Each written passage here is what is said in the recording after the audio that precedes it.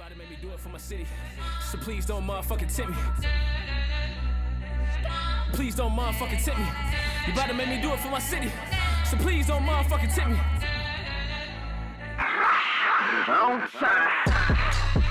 Shit crazy. Okay, all right, so this we're gonna probably wrap this up and then we're gonna go to the speed question. So all right, real quick, this is actually a 2-part series. Question is, you know, what's your relationship like now with MMG, and what drove you to become an independent artist at this point? Yeah, that's a good question. I love to answer that for the fans, shit, because I don't really be talking about it that much. But one, my relationship with MMG is like still super solid. Like Meek, Ross, Wale, like we still all chop it up. But more importantly, when them niggas like come here or when we in the same city, like we always like link up with each other. Oh, it's still family regardless. Yeah. Okay. And then on the label side, to be real, I don't be talking about it because I was just more so an artist on the label. But what people don't know is like when you see an artist like Drake included, Wayne, when they have their labels, these labels are still distributed through a major label. You know what I'm saying? Right. So with us, we were signed to Atlantic.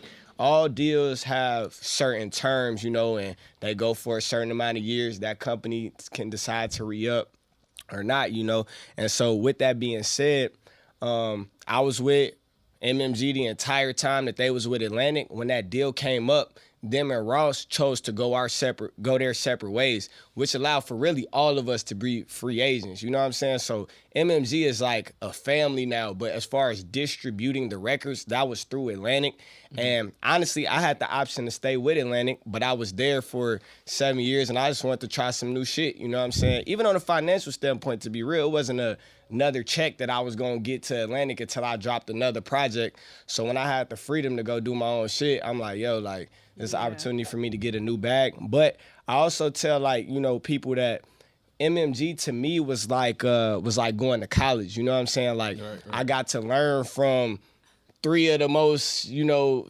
3 super legendary niggas. Like, I was with Meek Mill when the come up was really happening. Like, I was on tour, bro. Just me and him, though. Bro, and was you there when the whole Drake stuff was happening? Oh, yeah, we was around for all that shit, bro. And even with that, those are the type of things that, you know, you learn from watching that shit. You know what I'm saying? Like, like Meek is my bro, so it's like, I had to even accept a different mindset in my mind to where it's like, this who I really am. Like, I'm in the studio with this nigga in LA. If some shit pop off, it's like, I gotta really ride with my bro. Like, this is my family, you know? So it teach you a certain, it teach you a certain level of character because you learn that whether you feel something is right or wrong, you gotta ride for your people. Like, and that's what that situation put us in. And then on the same level with seeing Ross go through a ton of shit. I'm at the BET Awards when him and Jeezy get into a fight, you know what I'm saying, backstage. And then at that same night, G-Unit jumps gunplay for his chain. And it's just me and my nigga Hustle Simmons. We there off my own name, so I'm not even sitting with MMG. I'm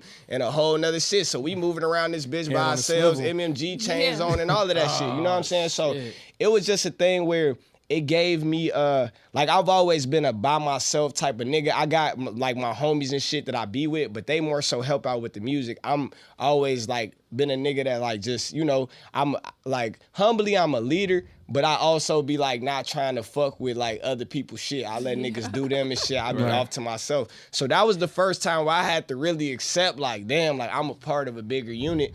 And on a positive note, Ross did an excellent job with MMG, and I don't think anybody can knock that. Like, from the self-made 1, 2, 3, the features that was on that shit, the platforms that he gave all us, the amount of features that this nigga gave me, the amount of videos.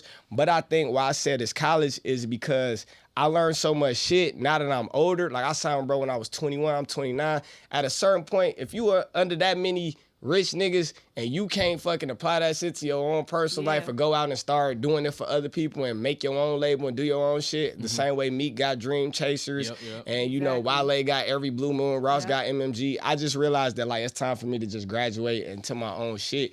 But it also wasn't no distribution through the label anyway, so it was like I had to go bust another move to make sure that I get my music out in the way I want to, and also, you know, to give myself some leverage to be as big as Ross is. Okay. Definitely. So where you at now? Where did you land at now? So I just wrapped up a deal with Rostrum Records. That's what I released Destination through. And even through that was my first time doing an indie deal, like in this new climate. Like I was indie before me and Ross linked up and did the things that I did. But now with Apple Music and Spotify and shit, I had to get with a company that I could understand, like, for myself how this shit really works. So now that I understand how it works, I might low-key, you know, rock independent for the next year just because I know so much. Like, financially, I'm self-sufficient off my music, you know, as far as producers and shit like that. Like, I got a large network of that. I got a studio in my crib. So it's just like, you know, I might see what it hit for it, you know, like. Rostrum kind of fits you, though, too, because you look at Wiz, you look at, like, Mac, they give people the opportunity to just do their own thing. Yeah, and it was, and with them too, it's been a real solid situation. Like they put a lot into the art, they put a lot into the videos. They understand, you know, where we going. But it's just like, not to get super deep, but like in the climate that we living in, even as like black people and shit, like I'm learning so much more about just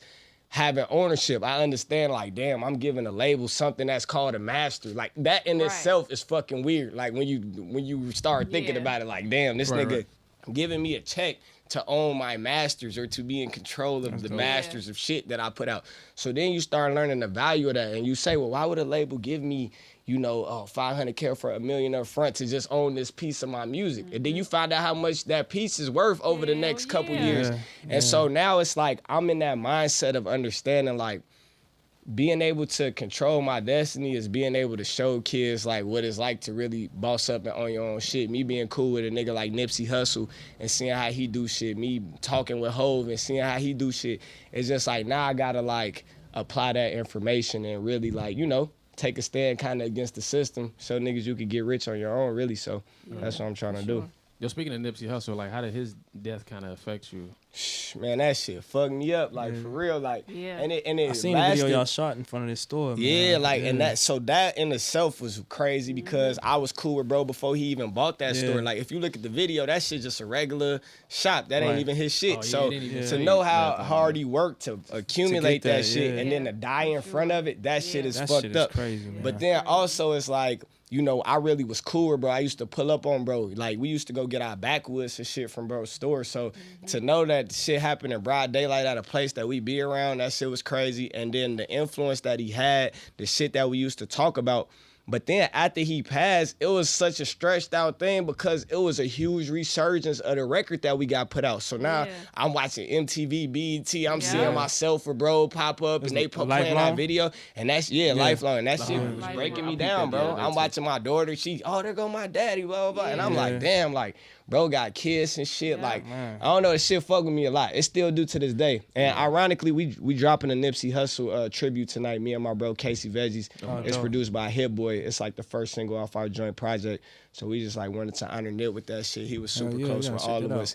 Hit Boy produced Racks in the Middle, which was his last single before he died. So it's a super dope record. But yeah, that Nipsey shit, man, that shit, I still be thinking about that shit. And every time bro name pop up, it just be like, damn, like I really had the opportunity to work with a legend and really be cool with a legendary figure. Like I never thought that would happen. That was one of them, like, you don't believe it. Yeah, I didn't believe it neither. Because let him tell it. Like, if he can attest to this. Like, bro, I was fucking with Victory Lap heavy. I was always coming to the studio. That shit hit different, bro. Like, it was raw. Dedication when it dropped, the most, though. Even more so now that he's passed, it's just like, it's almost like bro made an album like he knew he was finna. Like he knew, you know what I'm saying? That shit's deep to me, bro. When you really listen to that shit, like, it's deep, bro. I feel the same way about Juice WRLD too, which I didn't know him personally. But when you listen to his last album, we went to the same high school and shit. And, you know, bro shouted me out in a couple interviews. But what I've always been a respecter of, like, listening to people's music deeper than, you know what I'm saying, just for, like, the beats and all that. I be really wanting to hear what a nigga got to say and where he coming from. And when you listen to Juice WRLD last body of work, too, it's in that same mindset of, like, man, like such beautiful projects, but they also was just speaking from a place where if this the last thing that they ever dropped, they did a hell of a job going out. He still got thousands of songs, too. Both of them. Both of them. I'm telling you, that Victory Lap was just like the song that still jumped out to me to this day is dedication. Yeah, that's That shit jumps out to me that the shit most. crazy, bro. Sure. Like that was the one I was just like, damn. Like you could tell he was, and you could tell that his mind changed from where he once was. Yeah. It was like the full circle of life. Like he finally found the way to the words, the way to say it, the way he wanted to say it finally on the album. Because I remember listening to like the Crenshaw, and he was talking like that, but he wasn't. It wasn't. Yeah, he was just growing and I think that's the cool thing about this sport, which is like the advice I try to give to anybody that's in this shit. Like, it's a repetition sport. You know what I'm saying? You got to continue to work. You got to continue to stay in the studio. And regardless of like where you at point A, if you continue to work, like by the time you get to point B, your raps might be way better just off of rehearsal and practicing the shit. And Nipsey, Lil Baby, these niggas is like prime examples of people you being able to watch people get better in front of your eyes. Lil Baby especially. Like I really fuck with Lil Baby because I'm watching this nigga get better and better every time. And that's what this shit is about. Like, you know, but I think Nip was like such a legendary dude on the business side too. Like this nigga sold his album for $100, bro. Like $100 an album for Crenshaw. Hov ended up buying 100 copies of that shit because bro was thinking way beyond the structure, you know. And you want to give yourself that ability to afford to do that. And I just think that's like going back to what we was talking about with independence. That's where it's at for me. It's like I've been signed to a major label for 7 years, did the indie label shit for 2 years, and now it's just like, nigga know how to make money in this shit, and really I know what it's like to do a producer deal. I know what it's like to, you know, work on my splits, my publishing, my masters. I know what all this shit is worth. Man. So when you find that knowledge, that shit is power, and you just got to know what to do with it. Exactly. Ownership is key, man. Yeah. In any aspect, whether it's you owning property, whether you owning, it could be as little as you owning your car. Like just having ownership in any and everything. Very is real fucking, shit. You know, is pivotal. Like that's how I feel. Like I want to be able to own property at one point. Like, I want to be able to pass down stuff to my daughter, my brother, you know, my sister, and if I have future kids, I want to be able to pass shit down. 100%. In our community, we don't have family heirlooms like that. Like we don't have shit. That. You know, black people, we weren't taught to, you know, leave stuff to our kids and our grandkids. Yeah, we was just taught to survive. Survive. Yeah, like you feel me? But that's my point is like, I try to push that to people. Even with school, bro, it's like, I feel like school is great for certain people, but I wish there was alternate options for those that have mindsets of other shit, because that school is systematic. If you could be a nigga that is good at getting good grades, go to school, not know what you want to do, graduate college because you know how to get good grades, and be in a shit ton of fucking debt and still not have no job. But they don't tell you that. Like in the black community, we tell, oh, you need to go to school, get you a degree because you're going to get a good job. What they don't tell you is you can have a degree and niggas still may not hire you. Overqualified. Spent your whole life doing some shit that you're not even passionate about, and you still ain't got no job. Right. And now ain't nobody got no answers for you. You just getting passed on the back because you got a degree. So it's like, I just think that we as a people, like, we have to find the positive inspirations in everybody that's successful and focus on that. That's why I try to preach about being a rapper, because it gets such a negative connotation when people find out, especially older generation people, oh, you're a rapper. Or the hippie hop. You don't really understand, like, like, but it's like, you know, with all due respect, they don't understand like what that allows me to invest into the community. They don't understand what that allows me to, the people that allows us to reach and shit. So to piggyback on what you saying, they be acting like especially the older generation, niggas want to act like they was not doing doo-wops on the corner, trying to be soul singers with that car back in the day. Come on, bro.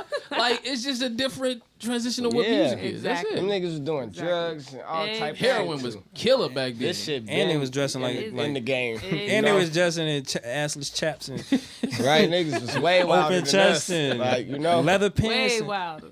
But it's just the blatancy of rap that people don't fuck with. Like me and my homies just talking about that probably like 2 days ago. Like with other music, you know, niggas have in older music they sugarcoated they message way better. We just straight to the point. You know. I was thinking about it was one song like especially like in the 80s and stuff like that. Like, what you think Super Freak was talking about? Yeah, exactly. Right. You know but that's what I'm saying. They disguise their message. Exactly. They don't like us because we straight up say, "Oh, I'm trying to fuck," versus it being a, you know what I'm saying, long drawn out. You know what I'm saying?